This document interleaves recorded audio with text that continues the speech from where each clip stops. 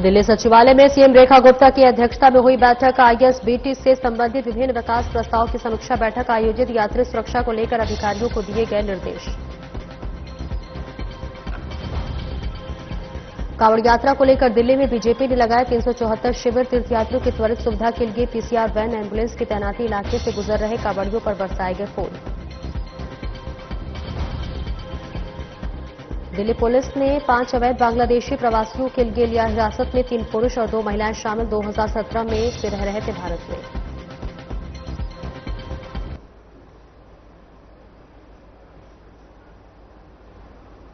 नमस्कार, स्वागत है आपका। मैं हूं आपके साथ सपना दीपक मदेशिया। बुलेटिन का आगाज करेंगे दिल्ली सचिवालय में मुख्यमंत्री रेखा गुप्ता की अध्यक्षता में। आपको बताते चले जहां पर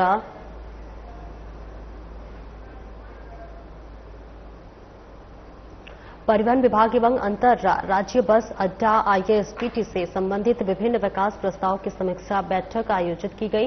बैठक के दौरान राजधानी में सार्वजनिक परिवहन को अधिक सुगम, सुलभ और सुरक्षित बनाने, आईएसबीटी परिसरों में आधुनिकीकरण, यात्रियों की सुविधा को बढ़ाने और एकीकृत स्मार्ट कार्ड प्रणाली लागू करने जैसे प्रस्ताव पर विचार से विस्तार विमर्श किया गया।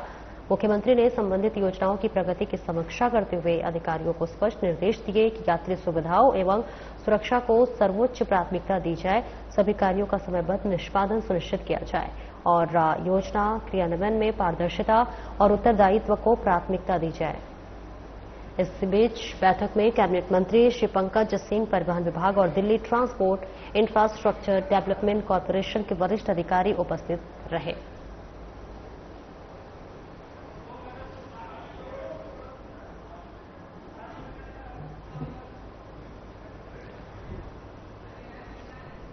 तो तस्वीरें आपको दिखा रहे हैं जहां पर मुख्यमंत्री रेखा गुप्ता की अध्यक्षता में महत्वपूर्ण बैठक की गई है और तमाम अधिकारी भी मौजूद रहे, जहां कई तरह के दिशा निर्देश देते हुए मुख्यमंत्री नजर आए हैं। तस्वीरें आपको दिखा रहे हैं जहां पर दिल्ली विकास प्रस्ताव पर समीक्षा बैठक की गई है। मुख्यमंत्री खुद इसकी अध्यक्षता करते हुए नजर आ रहे थे। ये तस्वीरें आपको दिल्ली से दिखा रहे हैं। महत्वपूर्ण बैठक की गई है। आपको बताते चले कि जहां मुख्यमंत्री रेखा गुप्ता की अध्यक्षता में ये महत्वपूर्ण बैठक की जा रही है। तमाम अधिकारियों की भी मौजूदगी है और इसी के साथ साथ तमाम दिल्ली के विकास के लिए जो भी व्यवस्था है सबको कराने की बात की जा रही है। विकास कार्यों पर बात की जा रही है। कई तरह के महत्वपूर्ण दिशा निर्देश देते हुए मुख्यमंत्री नजर आ रही हैं। महत्वपूर्ण बैठक आज की गई जहां इसकी अध्यक्षता खुद मुख्यमंत्री रेखा गुप्ता करते हुए नजर आ रही थी। इस बीच आपको बताते चले जहां पर आईएसबीटी से संबंधित कई तरह के विचार विमर्श किए गए और ये तस्वीरें दिल्ली सचिवालय की दिखा रहे हैं जहां पर आईएसबीटी से संबंधित विभिन्न विकास प्रस्ताव की समीक्षा बैठक की गई है और वहीं यात्री सुरक्षा को लेकर भी अधिकारियों को निर्देश दिए गए।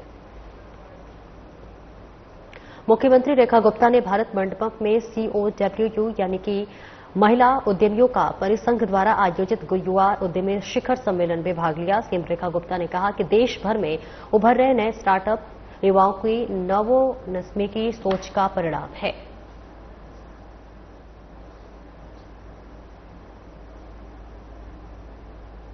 जीवन में एक स्टेज ऐसी होती है कि हम बड़ा सपना देखना हमें आता नहीं है।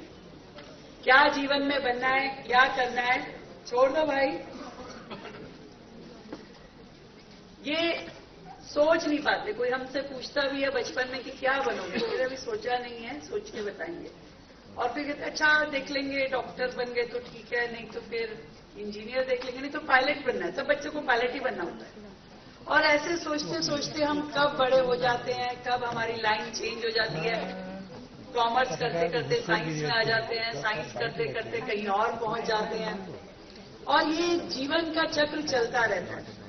पर मैं ये समझती हूँ कि हमारी जनरेशन से आज की जनरेशन ज्यादा स्मार्ट है, ज्यादा इंटेलिजेंट है और ज्यादा विजनरी है। उन्हें मालूम है कि उन्हें किस दिशा में जाना है, उन्हें क्या करना है।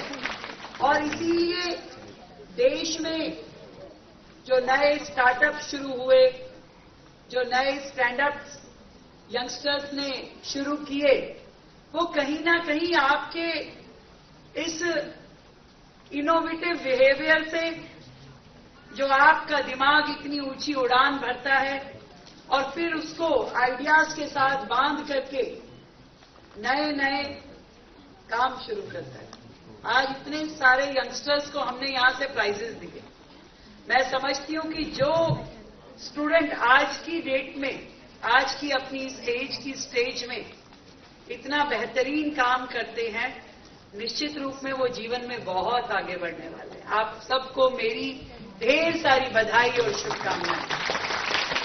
और आज जो आपके बिजनेस पार्टनर्स बन के जुड़े हैं यहां पर, जितनी एजेंसी, जितनी कंपनीज, मैं उनको भी धन्यवाद देती हूं कि आपने हमारे इन यंग माइंड्स को आगे बढ़ाने के लिए जो इनिशिएटिव लिया है, इसमें ना केवल इन बच्चों का फायदा है बल्कि इन कंपनीज का भी फायदा है, जो कि नए नए इनोवेटिव माइंड्स के साथ में जुड़ेंगे। एक बड़ी अच्छी लाइन आपने दी, made in India, built in Bharat. Exactly यही होना है। बीजेपी सरकार कांवड़ियों की सेवा और सत्कार में कोई भी कोर कसर नहीं छोड़ना चाहती है। इसके लिए रेखा सरकार पूरी कैबिनेट के साथ सभी विधायकों को भी मैदान में उतार दिया है। कांवड़ियों को किसी भी प्रकार की असुविधा न हो, इसके लिए दिल्ली में करीब 374 शिविर लगाए गए हैं। इसके साथ ही तीर्थयात्रियों को त्वरित सहायता उपलब्ध कराने के लिए पीसीआर वैन, क्यूआरटी और एम्बुलेंस की जगह जगह तैनाती की गई है। इसी बीच सीलमपुर में स्थानीय विधायक चौधरी जुबैर अहमद ने बड़ी संख्या में समर्थकों के साथ पहुंचकर कांवड़ यात्रियों का स्वागत किया। उन्होंने इलाके से गुजर रहे कांवड़ियों पर फूल बरसाए।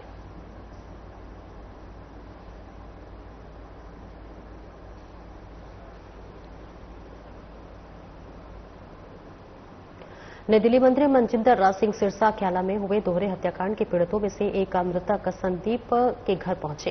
ये घटना 2 दिन पहले हुई थी, जहां संदीप की चाकू मारकर हत्या कर दी गई थी।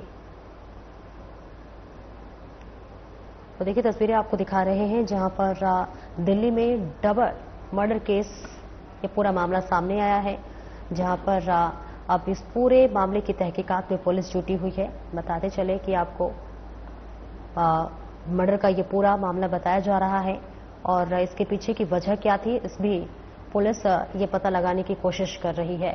फिलहाल आपको बताते चले कि अब आरोपियों को गिरफ्तार कर लिया गया है और उनसे पूछताछ की जा रही है। मृतक के घर मंत्री मनजिंदर सिरसा भी पहुंचे और परिजनों को ढांढस बंधाया। श्रीलंका के 14 राजनीतिक दलों के युवा नेताओं के 24 सदस्यीय प्रतिनिधिमंडल ने भारत में अपने 2 सप्ताह के कार्यक्रम की शुरुआत करते हुए विदेश सचिव विक्रम मिस्त्री ने मुलाकात की। विदेश सचिव ने भविष्य के रोड मैप में हितधारकों के रूप में भारत श्रीलंका साझेदारी को गहरा करने में उनकी महत्वपूर्ण भूमिका पर जोर दिया।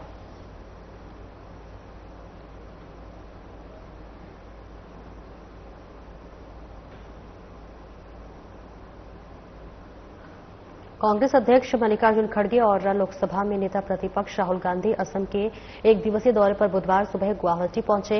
अगले साल प्रस्तावित विधानसभा चुनाव से पहले गौरव गोगोई के प्रदेश अध्यक्ष का पदभार संभालने के बाद यह पार्टी के शीर्ष नेताओं का पहला दौरा है।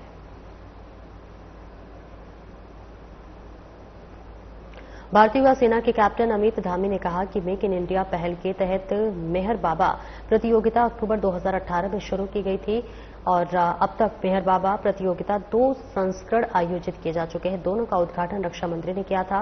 मैं इस बात पर प्रकाश डालना चाहूंगा कि पहला संस्करण HADR के लिए स्वार्म मानवरहित प्रणालियों पर केंद्रित था, जिसके कारण 5 स्टार्टअप को सशस्त्र सेवाओं में 700 करोड़ के ऑर्डर मिले।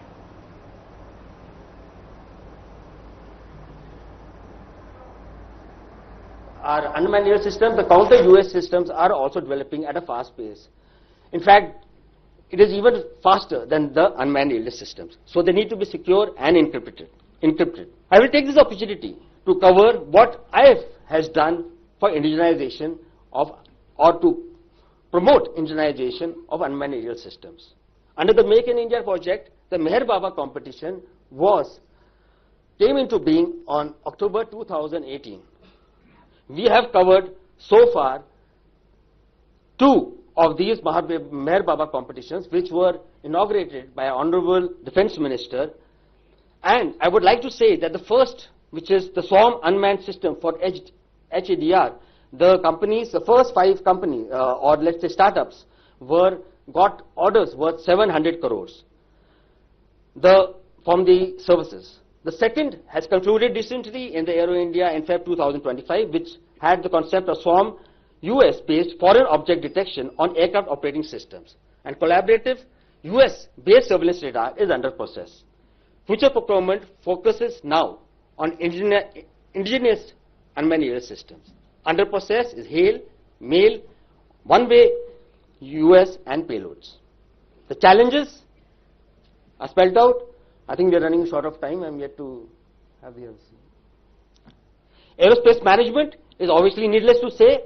We have the Home Ministry, the Defense Ministry, and many other organizations, agencies which are working drones. We obviously need to manage the airspace for centralized and command and control. Interference is a very big challenge which we need to earmark the dedicated band. Qualification and employment of ANEs is a very big, I think, concern at the highest level. Detection and countermeasures, radar, fuel, counter-US capability, warhead, ranges, endurance, cost versus capability, one-time usage, recoverable and reusable shelf life, indigenous capability obviously is what we are here for, and secure data links has already been covered.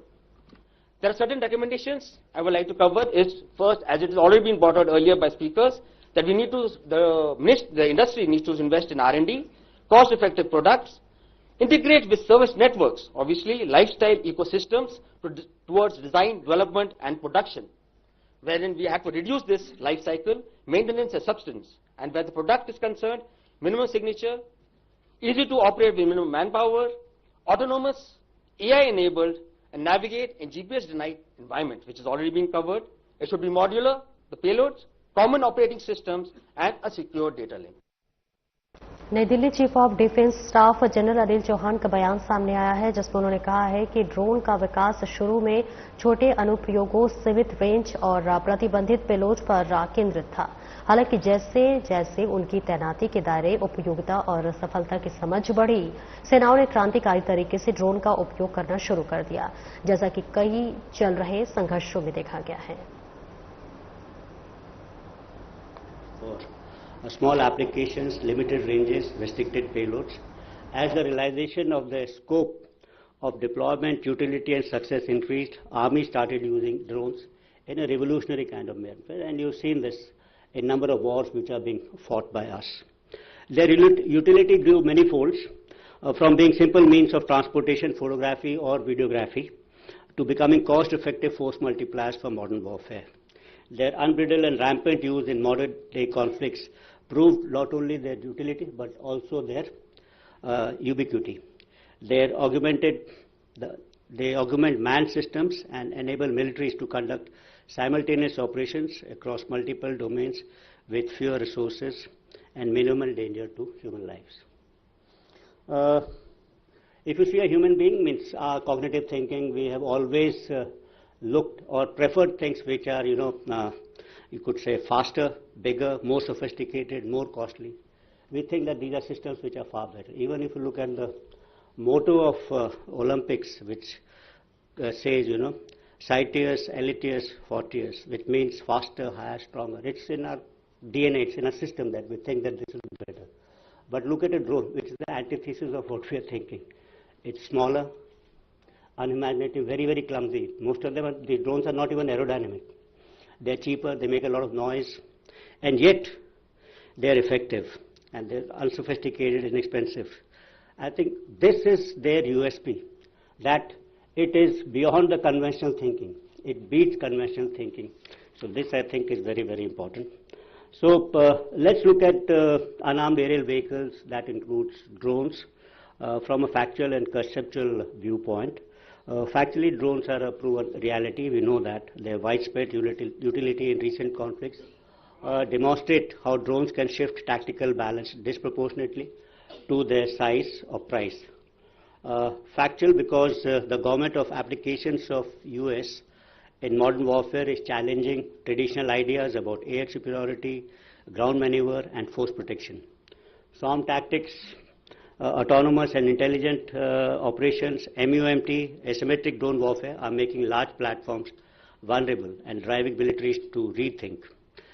the conceptual aspects of air doctrines, development of a counter-US system, and adaptive rules of engagement. और दिल्ली दक्षिण पश्चिम जिला police ने 5 अवैध बांग्लादेशी प्रवासियों को हिरासत में लिया है, जिनमें 3 पुरुष और 2 महिलाएं शामिल हैं। ये 2017 से भारत में रह रहे थे। एक गुप्त सूचना के आधार पर ऑपरेशन सेल ने उन्हें पालन गांव से गिरफ्तार किया है। उसके पास से बांग्लादेशी पहचान पत्र बरामद किए गए हैं और FRRO दिल्ली के माध्यम से निर्वासन की प्रक्रिया शुरू की गई है। आगे की जांच जारी है।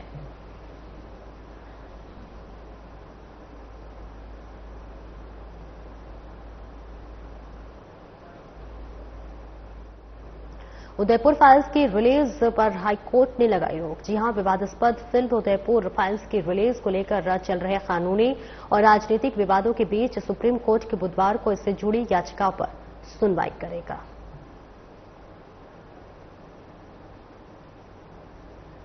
उदयपुर फाइल्स पर निर्माता अमित जानी का प्रतिनिधित्व कर रहे अधिवक्ता मोहम्मद रिजवान अहमद ने कहा, सुप्रीम कोर्ट ने पाया है कि जब इस मामले में प्रतिवादियों ने उच्च न्यायालय का रुख किया था तो उन्हें तुरंत स्थगन दे दिया गया था और वहीं उच्च न्यायालय ने उन्हें भारत सरकार के संशोधन प्रावधानों, विशेष रूप से धारा 6A के तहत अपील करने का निर्देश दिया है।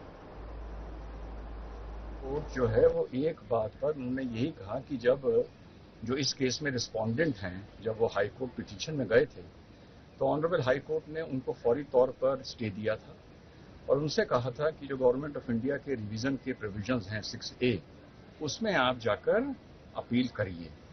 तो उन्होंने अपील करी और आज ही उसकी कमेटी का भी गठन हो गया और आज 2:30 बजे वो committee for the first time बैठ रही है ये डिसाइड करने के लिए कि उस केस में यानी अरशद मदनी जी और जावेद जो को एक्यूज्ड हैं इसमें, उनकी जो प्रेयर है उसके हिसाब से 55 कट्स ऑलरेडी हो चुके हैं, तो क्या और भी कट्स में होने हैं। तो ऑनरेबल सुप्रीम कोर्ट ने कहा क्योंकि ऑनरेबल हाई कोर्ट एक अपना डायरेक्शन दे चुका है और उस केस में जो पिटिशनर्स थे उस डायरेक्शन को फुलफिल कर चुके हैं और गवर्नमेंट ऑफ इंडिया ने इसकी एक कमेटी गठित कर दी है, इस स्टेज पे ऑनरेबल सुप्रीम कोर्ट इस मैटर को पेंडिंग रखेगा और इस पर कोई भी अपनी तरफ से फिलहाल इंटरफेरेंस नहीं करेगा।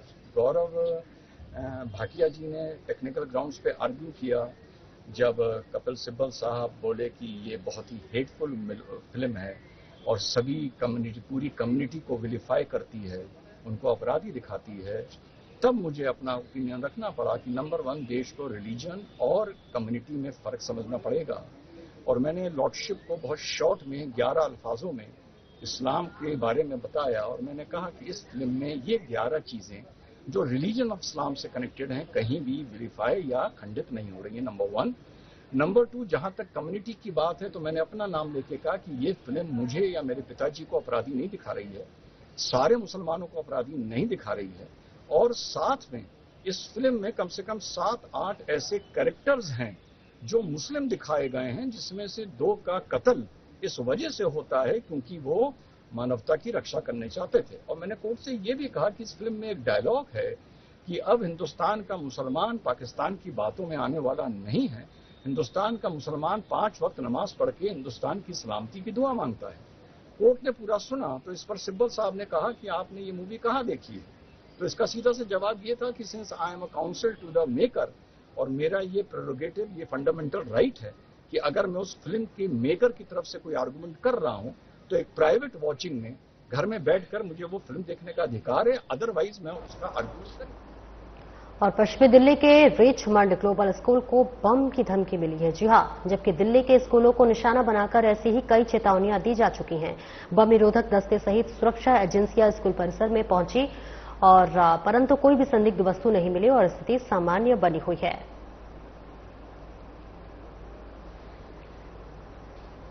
विदेश मंत्री एस जयशंकर ने अपने सोशल मीडिया अकाउंट पर ट्वीट किया है और कहा कि सुबह बीजिंग में अपने साथी एससीओ विदेश मंत्रियों के साथ राष्ट्रपति शी जिनपिंग से मुलाकात की। राष्ट्रपति द्रौपदी मुर्मू और प्रधानमंत्री नरेंद्र मोदी का अभिवादन उन्हें पहुंचाया।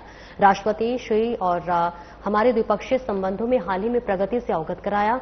इस संबंध में हमारे नेताओं के मार्गदर्शन को महत्व देते हैं, विदेश मंत्री एस जयशंकर ने किया ट्वीट। और दिल्ली की मुख्यमंत्री रेखा गुप्ता ने गुजरात के यशस्वी मुख्यमंत्री भूपेंद्र पटेल के जन्मदिन के मौके पर ट्वीट कर उन्हें जन्मदिन की हार्दिक शुभकामनाएं देते हुए लिखा कि आपका सहज नेतृत्व, कर्मठता और जन सेवा के प्रति समर्पण गुजरात की प्रगति यात्रा को निरंतर नई दिशा और गति दे रहा है और हम आपके उत्तम स्वास्थ्य और दीर्घायु जीवन की कामना करते हैं।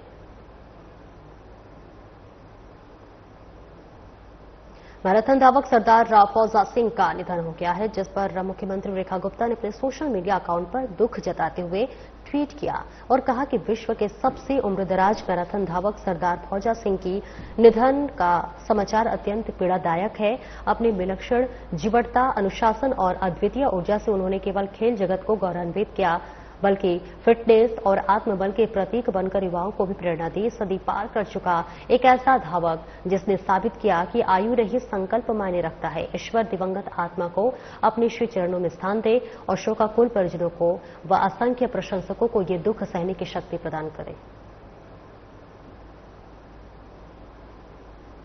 दिल्ली में केंद्रीय मंत्री नितिन गडकरी ने 2047 तक मिशन विकसित भारत में सीएसआर की भूमिका विषय पर 12वें राष्ट्रीय सीएसआर शिखर सम्मेलन को संबोधित किया। इस मौके पर उन्होंने कहा कि सीएसआर से सामाजिक और आर्थिक बदलाव लाया जा सकता है और विकास के लिए सीएसआर को जिम्मेदारी नहीं बल्कि अवसर बताया। तो वह इस मौके पर सम्मेलन में विभिन्न उद्योगों के प्रतिनिधियों और नीति निर्माताओं ने भाग लिया और सीएसआर की नीतियों को और प्रभावी बनाने पर चर्चा की गई।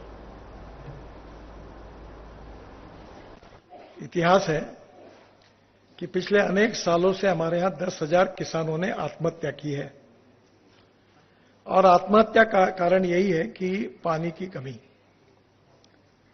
हमारे देश में उत्तर प्रदेश, बिहार, उत्तराखंड, हिमाचल, इन सभी राज्यों में पानी के बारे में कोई समस्या नहीं है क्योंकि यहां नदियों में पर्याप्त पानी है, पर हमारे क्षेत्र में पानी की समस्या गंभीर है और इसलिए जो वाटर कंजर्वेशन में अनेक संस्थाओं के सीएसआर मिलने के कारण मेरा भी एक एनजीओ है और हम पिछले 10 साल से काम कर रहे हैं। कंसेप्ट बहुत छोटा सा था कि दौड़ने वाले पानी को चलने के लिए लगाओ, चलने वाले पानी को रुकने के लिए लगाओ और रुके हुए पानी को जमीन को पीने के लिए लगाओ। गांव का पानी गांव में, खेत का पानी खेत में और घर का पानी घर में। अब ये छोटे से कंसेप्ट में मैं जब रोड मिनिस्ट्री का मंत्री बना तो हमें रोड के लिए एग्रीगेट लगता है, मिट्टी लगती है, तो हमने नदी नालों का खोलीकरण, रुंदीकरण किया। जो तालाब थे, जो इरिगेशन के डैम थे, उसकी मिट्टी जो थी, जो एग्रीगेट था, वो बाहर निकाला और वो रोड में यूज किया। तो ये काम हमने फ्री ऑफ चार्ज करके दिया।